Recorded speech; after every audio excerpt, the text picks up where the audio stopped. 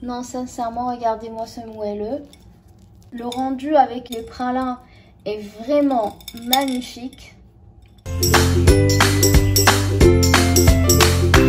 Salut tout le monde, j'espère que vous allez super bien. C'est le vendredi après-midi, bientôt le week-end. Et qui dit week-end dit un petit déjeuner en toute détente. Sans oublier bien sûr ceux qui travaillent, bon courage pour votre travail.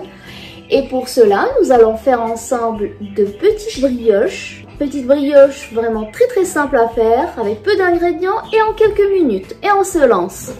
Pour cela, alors je vais commencer à travailler, bien sûr le plus important c'est bien la pâte. Les ingrédients, vous les avez en dessous de la vidéo, comme d'habitude, sur la partie description.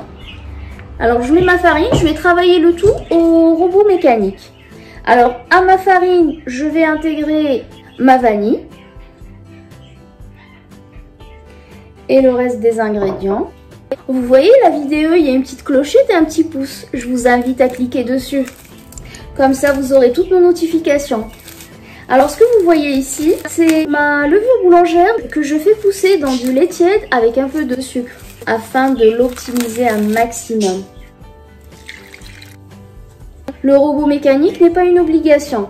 Alors, je rajoute ma petite pincée de sel. On entend beaucoup pincée de sel en pâtisserie. La pincée de sel, c'est un exhausteur de goût. Ça permet de relever le goût des différents composants.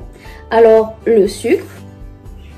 Et là, ma petite touche personnelle, je vais mettre l'équivalent de 2 cuillères à soupe de crème fraîche entière. Parmi les astuces pour avoir une brioche très moelleuse ou des brioches très moelleuses, c'est de tout travailler à température ambiante. Que ce soit le beurre, que ce soit le lait, les œufs. Et là, je commence.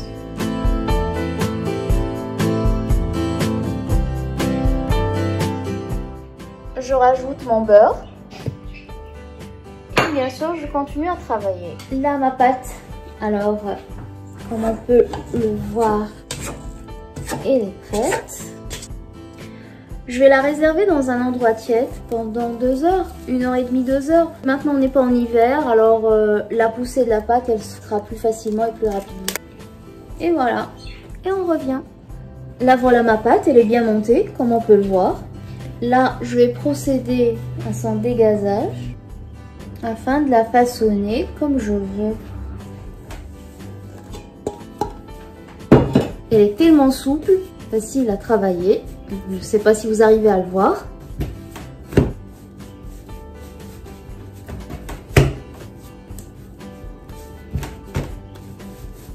Et là, je commence à la façonner et je vous montre le tout. Là, je commence à façonner mes petites brioches. Moi, j'ai choisi de faire des brioches individuelles. J'ai pris ces moules-là. Vous pouvez aussi les faire dans ce genre de moule. Moi, je les ai pas faites ici parce que comme j'en aurais un peu plus, j'avais pas envie de faire de fourner. Et sinon, vous pouvez faire aussi une grande brioche. Là, je commence à couper mes petites boules. Comme ceci, je sais pas si vous arrivez à les voir. Et je commence à les travailler. Et je continue, bien sûr. Alors, je ne sais pas si vous arrivez à voir, là, les petites brioches qui commencent à prendre forme. En fait, c'est un mix entre une brioche classique et une brioche parisienne. Mes moules individuels, je les ai huilés et farinés. Et bien sûr, après, je vais mettre mes petites brioches dans le four. Alors, c'est un four que j'ai allumé, que j'ai éteint, que j'ai laissé un peu tiédir. Je vais les mettre pendant une dizaine de minutes pour permettre à ce qu'elles se forment encore plus, à ce qu'elles gonflent. Et là, la petite boule qui vient au-dessus, je vais mettre des pralins. On peut soit mettre des pralins, soit ne rien mettre. Sinon, on peut toujours remplacer les pralins par des pépites de chocolat, par de la confiture aussi. Juste la confiture, essayez de rajouter un peu plus de sucre dedans pour qu'elle ne coule pas. La pâte, elle est d'une finesse, mais pas possible. Là, je la façonne.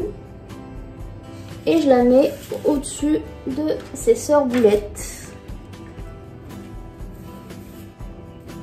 Je sais pas si vous arrivez à voir, alors les petites boules que je mets en dessous, elles sont un peu plus petites que celle qui est au-dessus.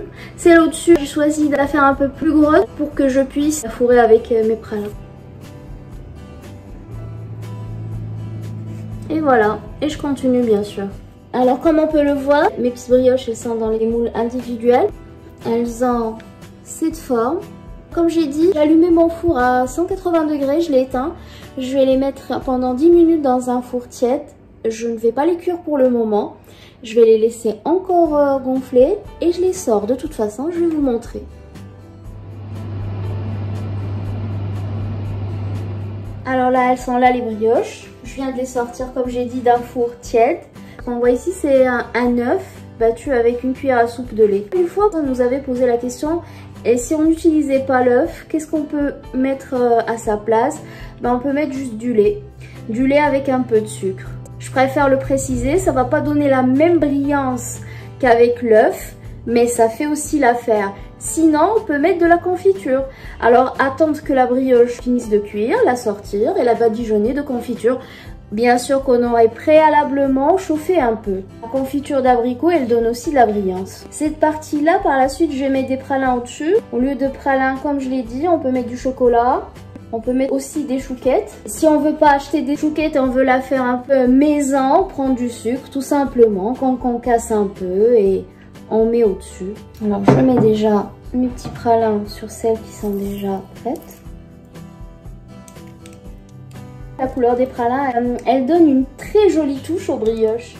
Alors elles sont là mes brioches, comme on peut le voir. Déjà le rendu est super.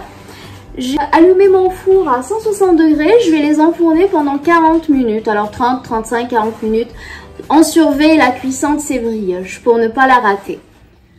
Non, sincèrement, regardez-moi ce moelleux. Le rendu avec les pralins est vraiment magnifique. Si on change un peu les codes des petits déjeuners le week-end, sincèrement avec peu d'ingrédients, des ingrédients très simples, on peut se faire des petites merveilles comme celle-ci, moelleuse, appétissante.